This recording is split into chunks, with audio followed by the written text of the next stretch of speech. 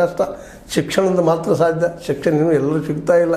ಸಿಕ್ಕರೆ ಇನ್ನೂ ವೈಚಾರಿಕವಾಗಿ ವೈಜ್ಞಾನಿಕವಾಗಿ ರೇಣುಕಾ ತಾಯಿಯ ಕಥೆಗಳನ್ನು ಕೇಳಿ ಒಳ್ಳೆಯ ಹೆಜ್ಜೆಯಲ್ಲಿ ಹೋಗ್ಬೇಕಾಗ್ತದೆ. ಯಾಕಂದ್ರೆ ಅವರೊಬ್ಬ ಅತ್ಯಂತ ಪಾತಿವೃತ್ಯದ ಹೆಣ್ಣುಮಗಳು ಅನ್ನೋದು ಇತಿಹಾಸದಲ್ಲಿ ನಾವು ನೋಡ್ತಾ ಇದ್ದೀವಿ, ಪೌರಾಣಿಕ ಕಥೆಗಳಲ್ಲೂ ಕಾಣ್ತಾ ಇದ್ದೀವಿ. ಯಾಕಂದ್ರೆ ತನ್ನ ಪಾತಿವೃತ್ಯವನ್ನು ಕಾಪಾಡಿಸಲು ತನ್ನ ಜೀವನ ಕೊಟ್ಟಿದ್ದು, ಮಗ ಅವಳ ಜನ ತೆಗೆದುಕೊಂಡಿದ್ದು, ನಂತರ ತಾಯಿಯನ್ನು ಪುನರಪಿ ಪಡೆದದ್ದು, ಇವೆಲ್ಲ ಕಥೆಗಳು ನೋಡಿದಾಗ ಆ ತಾಯಿ ಈ ದೇವದಾಸಿ ಪದ್ಧತಿಗೆ ಪ್ರೇರಣೆ ಆಗಲಿಕ್ಕೆ ಸಾಧ್ಯವೇ ಇಲ್ಲ ಅನ್ನೋ ಸ್ಪಷ್ಟ ಆಗ್ತದೆ. ಆದರೆ ನಮ್ಮಲ್ಲಿಯ ಫ್ಯೂಡಲ್ ಅಂತೀವಿ ನಾವು, ಈ ಒಂದು ಜಮೀನ್ದಾರಿ ಪದ್ಧತಿ ಏನ್ರಿ ಅಥವಾ ಮತ್ತೆ ನೋಡಿ ಇಂಥ ಜನ ಸ್ವಲ್ಪ ಏನಪ್ಪ ಅಂದರೆ ಈ ಪದ್ಧತಿಯನ್ನು ಯಾವ ಸಮಯದಲ್ಲಿ ಹುಟ್ಟಾಕಿದ್ರೋ ಗೊತ್ತಿಲ್ಲ. ಆದರೆ ಇವರ ಉಲ್ಲೇಖಗಳು ಮಾತ್ರ ಈ ಕೆಲವೊಂದು ವಚನಗಳಲ್ಲಿ 12 ಶತಮಾನದ ವಚನಗಳಲ್ಲಿ ಅಲ್ಲೇ ಇಲ್ಲಿ ಶಿಲಾಶಾಸನಗಳಲ್ಲಿ ಕಂಡು ಬರೋದು ನೋಡಿದಾಗ ಅಂದದು ಒಂದು ಮೂಢನಂಬಿಕೆಯ ಕ್ಷೇತ್ರ ಆಗಿದ್ದರೆ ಇವತ್ತೊಂದು ವೈಚಾರಿಕ ಕ್ಷೇತ್ರ ಆಗಿ ಬೆಳೆಸುವ ಎಲ್ಲ ಪ್ರಯತ್ನ ನಡೀತಾ ಇದ್ದಾವೆ ಜಿಲ್ಲಾಡಳಿತದಿಂದ.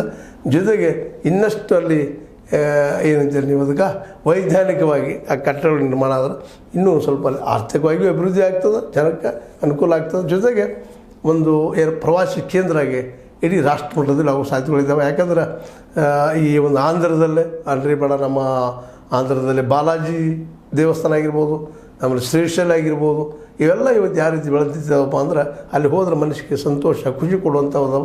ಅದೇ ರೀತಿ ಇದನ್ನು ಬೆಳೆಸುವ ಎಲ್ಲ ಪ್ರಯತ್ನಗಳು ನಡೀತಾ ಇದ್ದಾವೆ.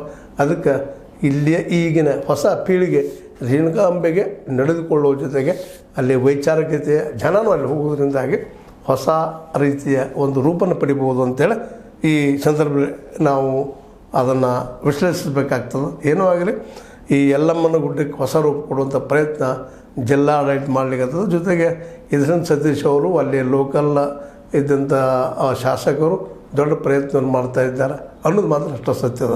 ಅದೇನೋ ಆಗಲಿ ಒಂದು ಯಲ್ಲಮ್ಮನ ಗುಡ್ಡ ಒಂದು ಇಡೀ ಈ ದೇಶದ ಆಕರ್ಷಣೀಯ ಮತ್ತು ಪ್ರವಾಸಿ ಕ್ಷೇತ್ರ ಆಗಿ ಜೊತೆಗೆ ಭಕ್ತರ ಭಕ್ತಿಯ ಕೇಂದ್ರ ಆಗಲಿ ಅಂತ ಹೇಳ್ತಾ ನಮಗನ್ಸಿದ ಕೆಲವು ಮಾತಾಡಿದ್ವಿ. ನಿಮ್ಮ ಲೈಕ್ ಮಾಡಿ, ಶೇರ್ ಮಾಡಿ, ಕಮೆಂಟ್ ಮಾಡಿ, ಜೊತೆಗೆ ಸಬ್ಸ್ಕ್ರೈಬ್ ಆಗೋದು ನಿಲ್ಲಿಸ್ಲಿಕ್ಕೆ ಹೋಗ್ಬಾರ್ದು. H60 ನ್ಯೂಸ್ ಅರ್ಥ ಸೀತಾರಾಗೋದು ಸತ್ಯದ ಕೈಗಳಲ್ಲಿ ವಂದನೆಗಳು.